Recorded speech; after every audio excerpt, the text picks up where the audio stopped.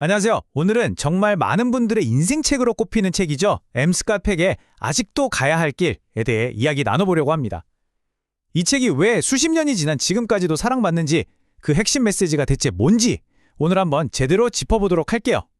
자, 이 책의 첫 문장 아마 들어보신 분들도 많을 텐데요.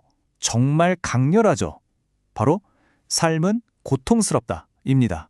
아니, 시작부터 너무한 거 아니야 싶을 수도 있는데 엠스캇 팩은 바로 이 문장에서부터 모든 이야기가 시작된다고 말합니다.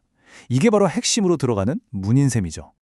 그래서 첫 번째 핵심 개념이 바로 이겁니다. 삶은 고통이다 라는 이 진실을, 이걸 그냥 회피하는 게 아니라 정면으로 받아들이는 거예요. 사실 이게 영적 성장을 위한 가장 첫 번째 단추라고 할 수 있습니다. 그러니까 진짜 문제는 인생이 힘들다는 사실 자체가 아니라는 거예요. 문제는 뭐냐면 우리가 인생은 원래 쉬워야 하는 거 아니야 라고 착각하는 데 있다는 거죠. 문제를 해결하려면 당연히 고통이 따르잖아요. 근데 그 당연한 고통을 어떻게든 피하려고 하니까 더 괴로워진다는 겁니다. 이 기대를 딱 내려놓는 순간 그때부터 진짜 성장이 시작되는 거죠. 아니, 그럼 삶은 고통인 거 알았으니까 그냥 참고 살라는 말이냐? 당연히 아니죠. 팩은 아주 구체적인 해결책을 제시합니다. 일종의 도구 상자 같은 건데요. 바로 훈련이라는 도구입니다. 이 험난한 인생길을 잘 헤쳐나가기 위한 4가지 기술이 담겨 있어요. 그 4가지가 뭐냐면요. 첫째, 만족을 미룰 줄 아는 것. 둘째, 내 문제에 대한 책임을 온전히 받아들이는 것. 셋째, 진실을 외면하지 않고 똑바로 마주하는 것. 그리고 마지막으로 이 모든 것들 사이에서 균형을 잡는 겁니다. 이게 따로따로가 아니라 성장을 위한 하나의 완벽한 시스템처럼 작동하는 거예요. 자, 첫 번째 도구를 설명하기 위해서 팩이 아주 재밌는 비유를 드는데요. 바로 케이크 이야기입니다. 여러분, 한번 생각해 보세요.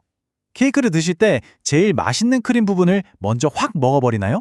아니면 제일 마지막까지 아껴뒀다가 드시나요? 별거 아닌 것 같지만 이 작은 습관에 우리 삶의 태도가 숨어 있을지도 모릅니다. 이게 바로 첫 번째 도구, 만족 지연입니다.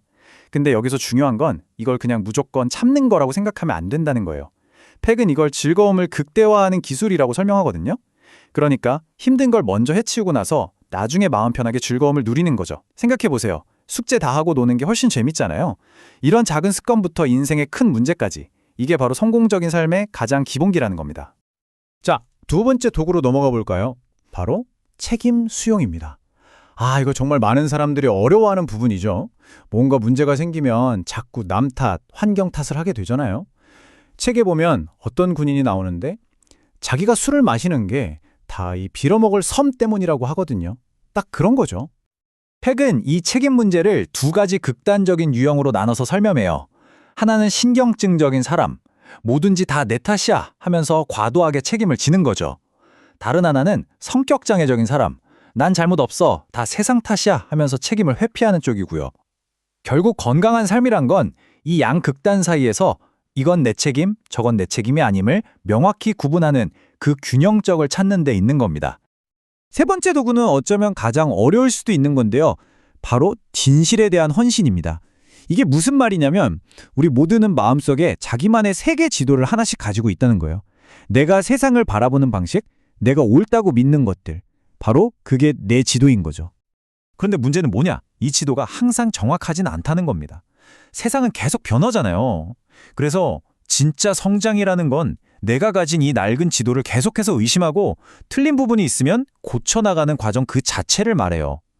물론 내가 믿어왔던 세상이 틀렸다는 걸 인정하는 건 정말 고통스러운 일일 수 있어요. 하지만 그 고통 없이는 진짜 성장도 없다는 거죠. 이 지점에서 한번 스스로에게 질문을 던져보면 어떨까요? 지금 내가 너무나 당연하게 굳게 믿고 있는 것들 중에 혹시 수정이 필요한 부분은 없을까? 만약 그 지도를 조금만 고쳐 그린다면 내 삶은 어떻게 달라질 수 있을까요? 자, 드디어 마지막 4번째 도구입니다. 바로 균형 잡기인데요. 이건 사실 앞서 말한 3가지 도구들을 제대로 사용하기 위한 기술의 기술이라고 할 수 있어요. 예를 들면 무조건 진실만 말하는 게 능사가 아니잖아요. 때로는 침묵해야 할 때도 있고 또 화를 무조건 참는 게 좋은 게 아니라 건강하게 표현해야 할 때도 있죠. 이렇게 상황에 맞게 유연하게 판단하고 적용하는 지혜, 그게 바로 균형입니다. 자, 이렇게 4가지 도구에 대해서 알아봤는데요. 그럼 이 힘든 훈련을 계속하게 만드는 힘은 대체 어디서 오는 걸까요? 팩은 그 동력, 그 연료가 바로 사람이라고 말합니다. 이제부터는 사랑의 진짜 의미에 대해 한번 이야기해 볼게요. 근데 팩이 말하는 사랑은 우리가 보통 생각하는 그런 낭만적인 감정과는 좀 거리가 있어요. 꽤나 도전적인 정의를 내리거든요. 사랑은 그냥 느끼는 감정이 아니라 행동하는 의지라는 겁니다. 누군가의 혹은 자기 자신의 영적 성장을 위해서 기꺼이 나 자신을 확장시키고 노력하려는 의지적인 선택, 그게 바로 사랑이라는 거죠. 그래서 팩은 사랑에 빠지는 것과 진짜 사랑을 아주 명확하게 구분해요. 우리가 흔히 말하는 falling in love 있잖아요. 그건 그냥 일시적인 감정의 불꽃, 본능적인 끌림에 가깝다는 거예요. 노력도 필요 없죠. 하지만 진짜 사랑은 달라요. 그건 감정이 식은 후에도 의지를 가지고 훈련을 통해 서로의 성장을 돕기 위해 끊임없이 노력하는 훨씬 더 성숙한 행동인 겁니다. 자, 그럼 이제 거의 다 왔습니다. 지금까지 이야기한 훈련과 사랑이라는 개념이 어떻게 하나의 길로 이어지는지 전체적인 그림을 한번 그려보죠. 흐름이 보이시나요? 먼저 훈련이라는 도구가 있고요. 이 도구를 움직이게 하는 사랑이라는 연료가 있습니다. 이 둘이 함께할 때 비로소 성장이라는 결과가 나타나는 거죠.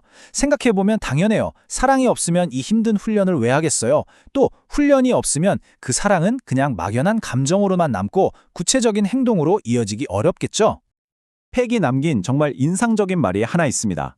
삶에서 유일하게 진짜 안전한 건 불안정함을 즐기는 데 있다. 역설적이죠. 결국 성장이라는 건 안락한 곳에 머무르는 게 아니라 기꺼이 도전을 마주하고 그 불확실성 속으로 걸어 들어가는 용기라는 걸 다시 한번 일깨워주는 문장입니다. 그래서 이 아직도 가야 할 길은요, 어떤 목적지에 도착하면 끝나는 그런 게 아니에요. 이건 평생에 걸쳐서 계속해 나가야 하는 과정 그 자체입니다. 물론 쉽지 않은 길이죠. 하지만 그만큼 깊고 의미 있는 보상을 주는 우리 모두의 평생의 여정인 겁니다. 마지막으로 이 질문을 여러분께 던지면서 마무리하고 싶습니다. 여러분은 지금 여러분만의 그 길 위에서 어디쯤을 걷고 계신가요? 오늘 이야기가 그 길을 걸어가는 데 작은 도움이 되었으면 좋겠습니다.